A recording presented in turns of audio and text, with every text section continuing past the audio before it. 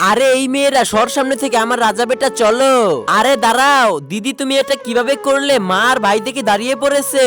আরে সেটা তুমি বুঝবে না, আজকে থেকে আমি উনার মা, উনি আমার মেয়ে। এই তো আমি একদম মায়ের মতো হয়ে গেছি। আরে মা খিদা লেগেছে, তাড়াতাড়ি খেতে দাও। আরে বেটা দাঁড়া, হয়ে গেছে। আমার রাজা বেটা, নেও তুমি পরোটা খাও। আর এই মেয়েকে তো মাটি দিয়ে পরোটা খাওয়াবো, এই নে খা তুই। এটা তোর জন্য মা, আমি তোমার জন্য মাটিয়ালা রুটিও খেয়ে ফেলবো। আরে বোন ঘুম থেকে উঠ, স্কুলে যেতে হবে। আরে মা স্কুলের জন্য রেডি করে দাও। এই তো আমার বেটা জুতা পরিষ্কার করা হয়ে গেছে। আরে মা আমাকেও চকচকা জুতা পরিয়ে দাও। তুই মনে হয় ভুলে গেছিস, তুই একজন মেয়ে, তোকে যে স্কুলে পড়াইতেছি এটাই তো অনেক। তা দেখার আগে তুমি যদি মুসলিম হয়ে থাকো, আল্লাহর এই সুন্দর ছবিটিকে দেখে ভিডিওতে একটা লাইক করে চ্যানেলটাকে সাবস্ক্রাইব করে দাও। হে আল্লাহ, যে তোমার সুন্দর ছবিটিকে দেখে ভিডিওতে লাইক সাবস্ক্রাইব করছে, তুমি তাকে হজ করার তৌফিক দান করো।